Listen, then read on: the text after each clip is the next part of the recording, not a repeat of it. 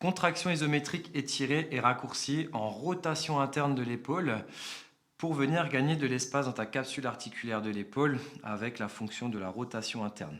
Donc ici, on va se munir d'un tapis. Tu vas venir te mettre en position plage. Tu vas chercher à avoir un angle à 90 degrés au niveau de l'aisselle et au niveau du coude. Donc, tu peux regarder cette vidéo en temps réel. On va pouvoir exécuter les mouvements en même temps pour que tu puisses juste écouter la vidéo et réaliser ton exercice en même temps. Donc ici, le but du jeu, ça va être de venir appuyer avec notre main opposée très légèrement ou même juste venir poser la main pour que la gravité fasse le reste du boulot. L'idée, c'est de maintenir 2 minutes en passif. Donc on va venir étirer ton épaule en position passive. À la fin des 2 minutes, l'objectif, ça va être de venir pousser dans ta main en faisant ce mouvement-là dans ta main et on va monter crescendo, 20%, 40, 60, les débutants s'arrêteront à 60%, puis les pratiquants les plus aguerris continueront de monter 80, 100%. On va maintenir pendant 10 secondes cette contraction isométrique et à la fin des 10 secondes, on va chercher à rentrer encore plus dans la position de la rotation interne en forçant de nous-mêmes. Donc on va essayer d'y monter 80 à 100% d'un coup. Et si maintenant on crampe, on baisse l'intensité, plus tu feras l'exercice, moins tu auras de douleur ou de crampe. Et on va répéter ça 3 fois. Donc 3 fois 10 secondes avec les 2 contractions isométriques. C'est parti pour 2 minutes de travail. Donc on pose notre main sur l'épaule qui travaille. On essaie d'être en position plage le mieux, le plus de côté possible. Un angle à 90 au niveau de l'aisselle, un angle à 90 au niveau du coude. Et on maintient pendant 2 minutes. Pendant ces 2 minutes, tu vas vouloir garder une respiration nasale.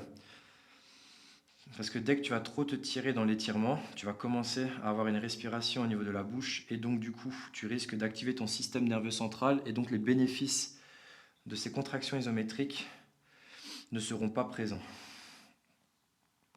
Donc respiration nasale, on ne se tire pas trop.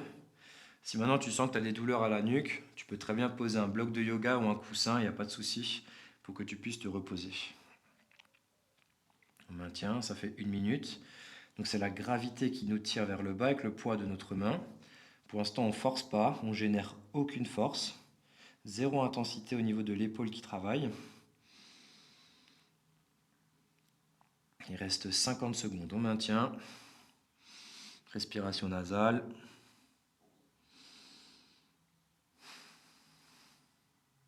Donc la première contraction isométrique, on va pousser dans notre main, monter crescendo. Les débutants s'arrêtent à 60. Ceux qui peuvent continuer, qu'il n'y a pas de gêne, pas de douleur, on monte à 80, 100% et on maintient les 10 secondes. Et à la fin des 10 secondes, on va chercher à amener notre main le plus bas possible, sans forcer avec l'autre. Bien sûr, je précise que c'est vraiment nous-mêmes, on vient descendre notre main le plus bas possible, mais sans forcer avec la main qui est au-dessus. Allez, on se prépare. Il reste 5 secondes. 3, 2, 1. Et c'est parti. On pousse dans notre main 20%. 40. 60. Débutant s'arrête là. 80. 100%. 1, 2, 3, 4, 5, 6, 7, 8, 9, 10. Et je cherche le plus bas possible avec ma main. 1, 2, 3, 4, 5, 6, 7, 8, 9, 10. Je repousse dans ma main 20%.